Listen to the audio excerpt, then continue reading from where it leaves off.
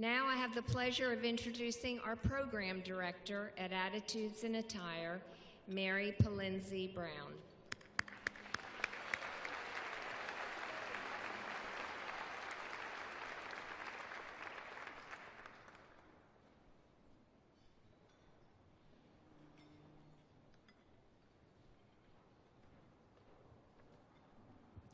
Isn't it great that we have this handsome man over here helping us up the stairs? I only wear these shoes every year at this event. Okay. It's true. Good afternoon. I know you have been inspired, as I have, by the extraordinary women that you've heard speak today. Robin, that was awesome. Where is she? Oh, wow. And you look fabulous in those civilian clothes. I would like to introduce you today to two more great ladies, Margarita and Mackie. They're going to share a little bit about their stories and their experiences coming to Attitudes and Attire. Their journeys towards self-sufficiency, renewal, and really freedom itself are extraordinary. And they really do represent the stories of the hundreds of women that come through our program every year.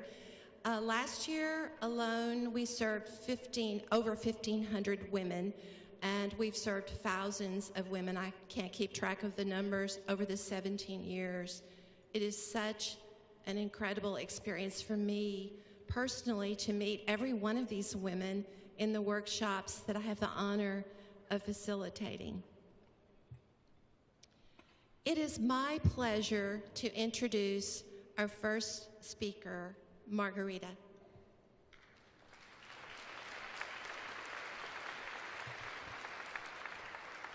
Good afternoon. Can you hear me in the back?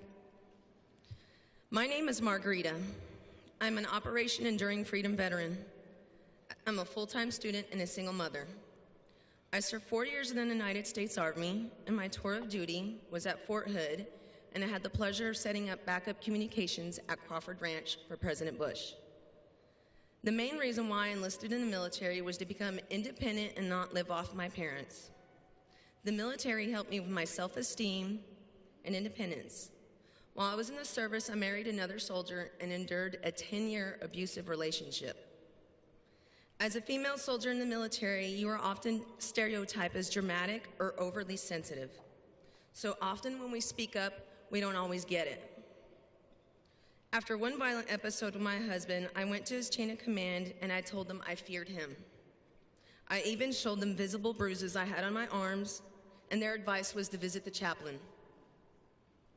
I felt like there was no one I can turn to other than my female soldiers. When my husband returned from war in 2004, he was diagnosed with PTSD. His PTSD added to the turmoil of our relationship. It wasn't until 2010, 6 years after my discharge from the Army, that I got the courage to leave the marriage. After a family tragedy involving the death of my 21-year-old niece, who suffered from an abusive relationship from her estranged husband, motivated me to leave, take my son, and go to a woman's shelter. While I was in the legal assistant program, Miss Denise, the director of Lawyers Assistance School of Dallas, she had introduced me to Attitudes and Attire. I participated in the Veterans Workshop last November, as well as 2 other workshops with civilian women. I love the camaraderie of my fellow women veterans. We share the same fears and anxiety that no one else can understand. Being around these women made me feel okay to be different. We had a speaker by the name of Roxanne Griffith from the Texas Veterans Commission. She gave us interview tips and great insights because she is a veteran herself.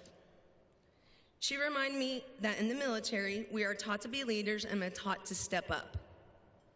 She shared ideas on how to handle uncomfortable questions like, how many people did you kill?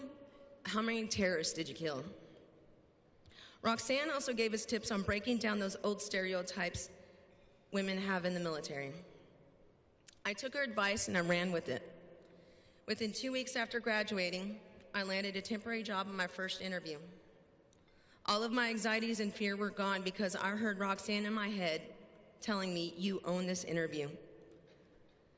Today, I'm attending school full-time, using my VA benefits, and I have goals and dreams for a brighter future for my son and I. I'm a proud veteran, one of 191,000 Texas veterans, women veterans. 10% of that number are homeless women veterans. I chose to make this speech to speak up for those who can't be heard or don't have the courage to ask for help. I hope that I've opened your minds and hearts to the story of one woman veteran. Thank you.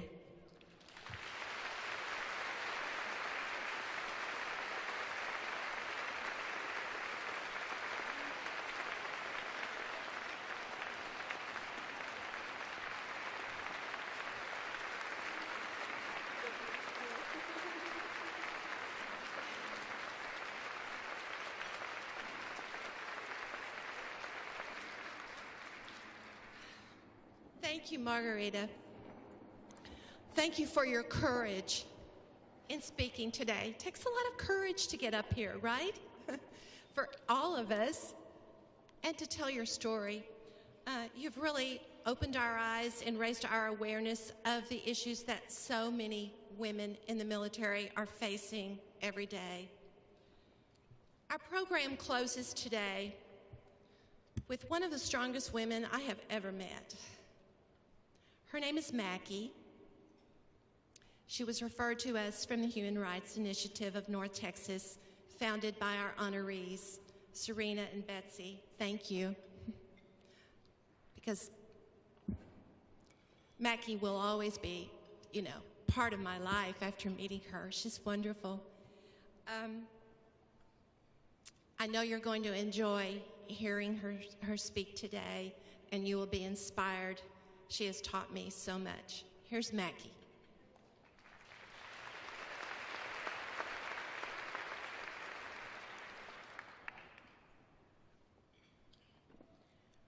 My name is Mackie.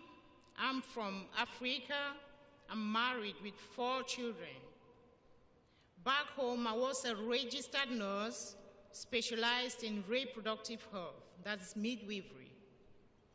I care for women during pregnancy, during delivery, after delivery, and I implement family planning. I worked in programs for the prevention of transmission of HIV from mother to child. My country has many political parties with the leaders rivaling amongst themselves. The ruling party has been in power for 32 years now with the same president all these years. I was ordered on 2 occasions as a senior nurse to take actions against some political opponents, but my ethical, moral, and religious background would not permit me to do so. When I refused the first time, I was imprisoned, tortured, and abused.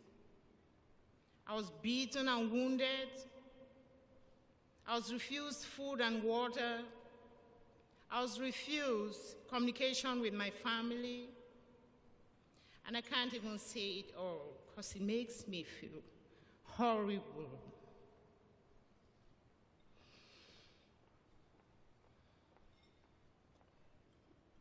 In 2011, when I refused a similar order, I was threatened, and I ran and ran for my dear life.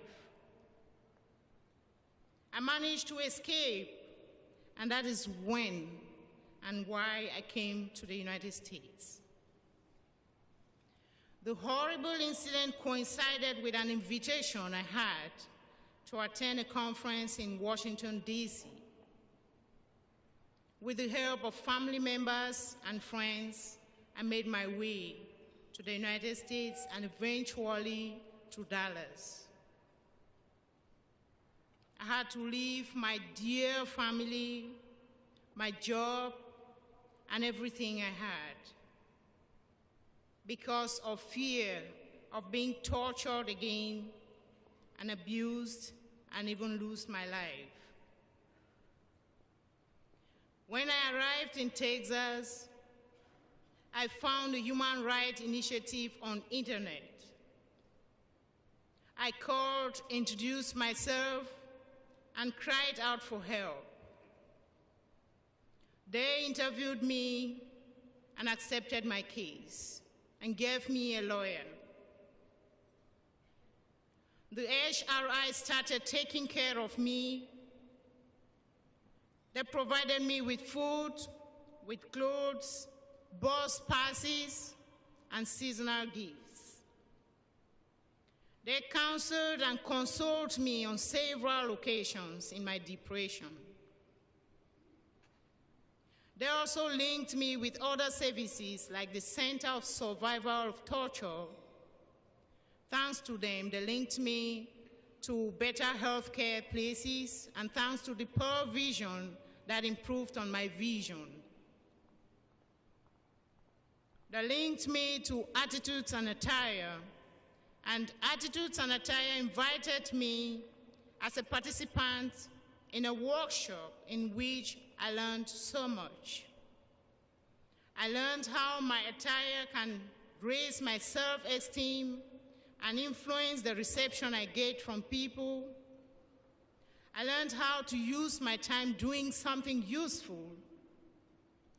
I learned how to set goals, both short and long-term goals. They didn't do just that. They continued to dress me up, and that is why I look the way I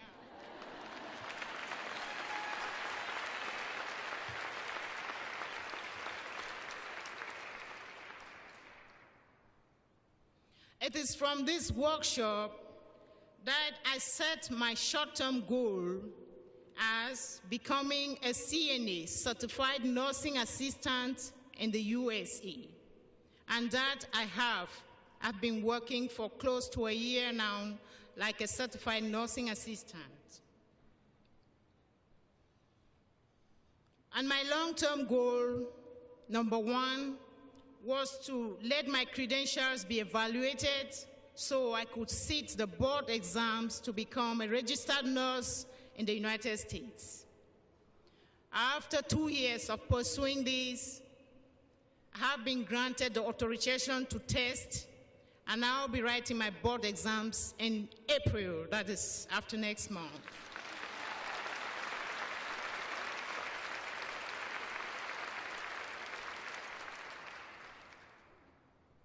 My last but not the least long-term goal is to reunite with my dear family, whom I miss so much.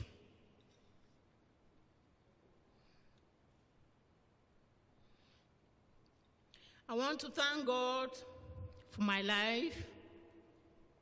I want to thank the HRI for what they are to me. I want to thank Attitudes and Attire, and especially Mary Brown, who sought me out of the crowd of women that she had on that day. Thank you to all of you for coming here today to listen to me. Thank you.